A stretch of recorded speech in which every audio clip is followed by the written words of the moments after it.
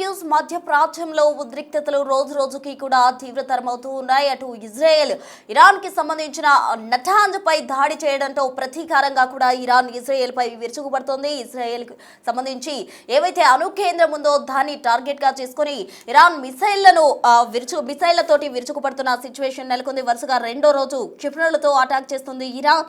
Tel Aviv పై ballistic మిసైళ్ల ప్రయోగం చేసింది. Cluster బాంబులతో ఇజ్రాయెల్లో విధ్వంసం సృష్టిస్తోంది ఇరాన్. మొత్తంగా అణు కేంద్రమై టార్గెట్ గా క్షిపణుల వర్షం కురిపిస్తోంది. అరాద్, డిమోనా నగరాలపై ఇరాన్ దాడులు చేస్తోంది.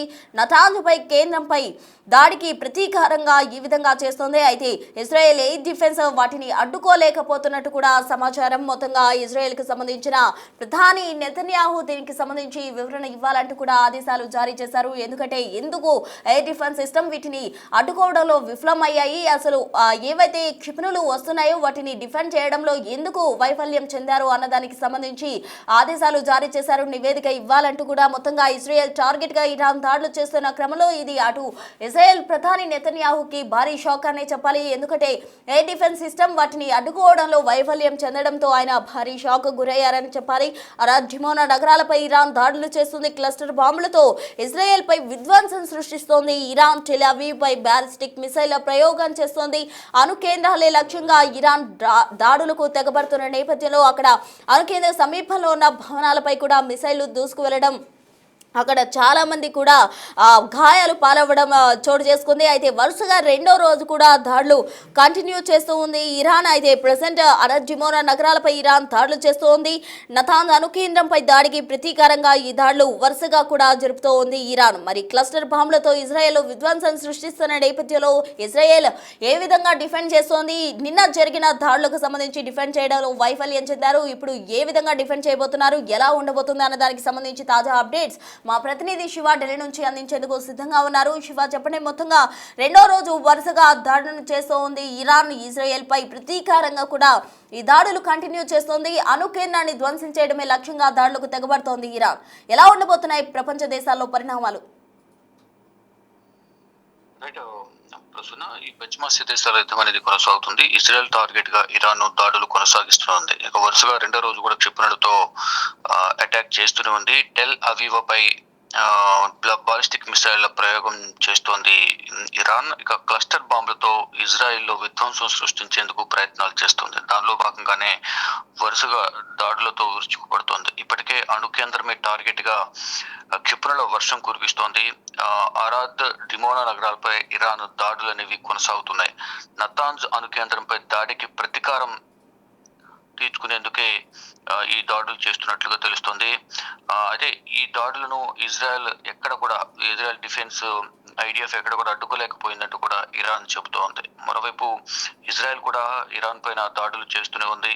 ఇటు ఇద్దరు కూడా ఇజ్రాయెల్, అమెరికా రెండు సంయుక్తంగా ఇరాన్ పై దాడులు చేస్తున్నాయి. మరోవైపు నిన్న ఏదైతే హర్మూజ్ జలసంధి విషయంలో ఒక కండిషన్ పెట్టాడో అమెరికా అధ్యక్షుడు డొనాల్డ్ ట్రంప్, దానికి సంబంధించి ట్రంప్ బెదిరింపులకు మేము ఏమాత్రం లొంగమంటూ కూడా ట్రంప్ చేసిన వ్యాఖ్యలపై ఒక ప్రకటన విడుదల చేసింది ఇరాన్. అంటే విద్యుత్ కేంద్రాలపై దాడులు చేస్తామన్న ట్రంప్ హెచ్చరికలపై ఇరాన్ కూడా స్పందించింది. ట్రంప్ బెదిరింపులకు ఏమాత్రము మేము లొంగమని కూడా ఇరాన్ విదేశాంగ మంత్రి అబ్బాస్ అరాగ్జీ ఒక ప్రకటన విడుదల చేశారు.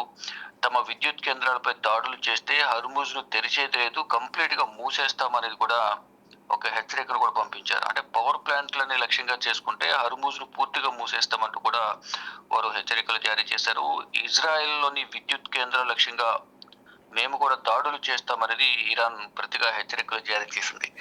దీనితో పాటు పశ్చిమాసియాలో అమెరికా భాగస్వామ్య కంపెనీలకు సంబంధించి ఏవైతే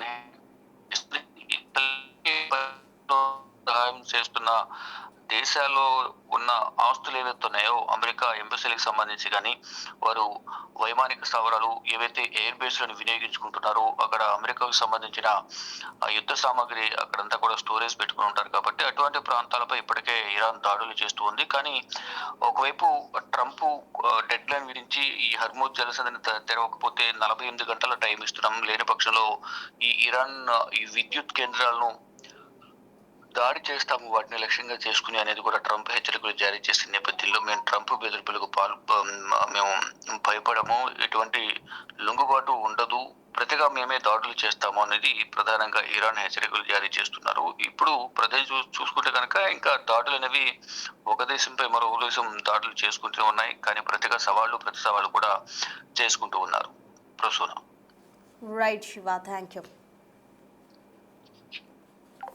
సో మొత్తంగా ఇప్పటికే మిడిల్ ఈస్ట్లో జరుగుతున్న ఉద్రిక్త పరిస్థితుల నడుమ అటు ప్రపంచ దేశాలు కూడా ఎక్కువగా ఎఫెక్ట్ అవుతూ ఉన్నాయి. ఏదైతే ఇరాన్కు సంబంధించిన హర్ముజ్ జలసంధికి సంబంధించి అక్కడ క్షిపణులు ఏర్పాటు చేయడంతో చాలామంది కూడా ఆ దారి నుంచి నౌకలను వెళ్లేందుకు ప్రపంచ దేశాలు ఇబ్బందులు పడుతున్న క్రమంలో అయితే మిత్ర దేశాలకు ఎటువంటి ఆంక్షలు లేవు, వారు సమన్వయం చేసుకొని వెళ్ళొచ్చు అంటూ కూడా ఇరాన్ చెప్తూ ఉంది. మరోవైపు అటు ఏవైతే శత్రు దేశాలు ఉన్నాయో వాటిని కఠినంగా కూడా ఆంక్షలు అమలు చేస్తామంటూ కూడా చెప్తూ ఉంది. అయితే ప్రెసెంట్ అయితే ఇజ్రాయెల్ టార్గెట్ గా చేసుకుని అణు కేంద్రాన్ని ధ్వంసం చేసే లక్ష్యంగా ఇరాన్ దాడులు చేస్తూ ఉంది. ఈ యుద్ధం కనుక ఇంకా తీవ్రతరం అయితే ప్రపంచ దేశాల్లో చాలా ఆర్థిక ఎఫెక్ట్ అనేది పడబోతుంది. ఎందుకంటే ఇప్పటికే మధ్యప్రాచ్యంలో జరుగుతున్న యుద్ధ పరిణామాలు ప్రపంచ దేశాలన్నిటిపై పడుతూ ఉన్నాయి.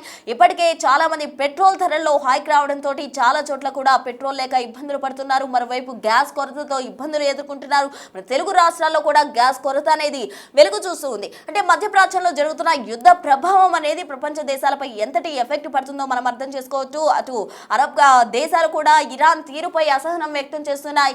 గల్ఫ్ దేశాలు కూడా ఇరాన్ తీరుకు సంబంధించి ఆగ్రహం వ్యక్తం చేస్తూ హెచ్చరికలు జారీ చేస్తున్నాయి. హర్ముజ్ జలసంధి దగ్గర నౌకలు వెళ్ళనివ్వాలంటూ కూడా వారు చెప్తూ ఉన్న క్రమంలో మిత్ర దేశాలకు ఎప్పుడు డోర్స్ ఓపెన్ గానే ఉంటాయి. అంటే హర్ముజ్ జలసంధి మీదుగా నౌకలు ప్రయాణించవచ్చు అన్న విధంగా కూడా ఇరాన్ కి సంబంధించిన అధికారులు చెప్తూ ఉన్నారు. మరి ఎలా ఉండబోతుంది యుద్ధ పరిణామాలు, ఎటువంటి పరిణామాలకు దారి తీసాయి, ప్రపంచ దేశాల్లో సంక్షోభం ఎలా ఉండబోతుంది, ఎఫెక్ట్ ఎంతవరకు ఉంటుంది, ఈ యుద్ధం ఆపే ప్రయత్నాలు ఎంతవరకు వచ్చాయి, ఎలా ఉండబోతుంది ఏంటి అన్నదానికి సంబంధించి మొత్తంగా మనమైతే వేచి చూడాలి. మొత్తంగా క్లస్టర్ బాంబులతోటి ఇజ్రాయెల్ పై ఇరాన్ విరుచుకుపడుతున్న నేపథ్యంలో అటు ట్రంప్ కూడా విద్యుత్ పై దాడి చేస్తామంటూ కూడా మరొక హెచ్చరిక జారీ చేశారు. మరి ట్రంప్ ఈ విధంగా హెచ్చరికలు చేస్తూ ఉన్నారు. ఇరాన్ ఇజ్రాయెల్ పై విరుచుకుపడుతోంది, ఇజ్రాయెల్ ఏమో ఖచ్చితంగా దీనికి ఏదైతే ఉందో ప్రతీకారం తీర్చుకుంటామంటూ కూడా ఇజ్రాయెల్ చెప్తుంది. మొత్తంగా ఇరాన్, ఇజ్రాయెల్ అలాగే అమెరికా మొత్తంగా ఈ మూడింటి మధ్య యుద్ధం ప్రపంచ దేశాలపై ఎఫెక్ట్ భారీగా చూపిస్తుందని చెప్పాలి. ప్రపంచ దేశాలన్నీ కూడా ఆర్థికంగా సంక్షోభంలోకి వెళ్లే అవకాశం ఎక్కువగా కనిపిస్తుంది. ఇప్పటికే మన దేశంలో చూస్తూ ఉన్నాం, రైతులు కూడా యూరియా కొరతతో ఇబ్బంది పడే సిచ్యువేషన్ రాబోతుంది అంటూ కూడా అందరూ ఆందోళన వ్యక్తం చేస్తున్నారు. మరోవైపు గ్యాస్ కొరత, పెట్రోల్ ధరలు హైక్, ఇప్పటికే పెట్రోల్ బంకులో పెట్రోల్ కూడా లేని సిచ్యువేషన్ నెలకొందనే చెప్పాలి. ఎందుకంటే ఏవైతే పెట్రోల్కి సంబంధించిన సరఫరా కంపెనీలు ఉన్నాయి వాటన్నిటి కూడా నిలిపివేస్తున్నట్టు, ఏదైతే వారు ప్రొవైడ్ చేయాలో అవన్నీ ప్రొవైడ్ చేయకుండా నిలిపివేసినట్టు ప్రకటించిన క్రమంలో కొరత అనేది ఎక్కువగా కనిపిస్తుంది. మరోవైపు భారీగా ధరలు పెంపు కూడా ఇక్కడ ఎఫెక్ట్ చూపుతోంది. సో మధ్యప్రాచ్యంలో ఏవైతే యుద్ధం జరుగుతుందో అది ప్రపంచ దేశాలపై ఎఫెక్ట్ జరుగుతున్న క్రమంలో ఐక్యరాజ్య సమితి దీనికి సంబంధించి సమీక్షించి త్వరలోనే ఈ యుద్ధం ఆపే విధంగా ఎన్కార్డ్ వేసేలాగా డెసిషన్ తీసుకోవాలంటూ కూడా అందరూ చెప్తూ ఉన్నారు. Wow.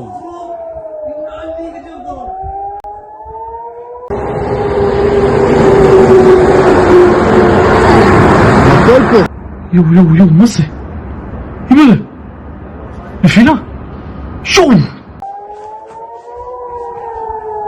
واو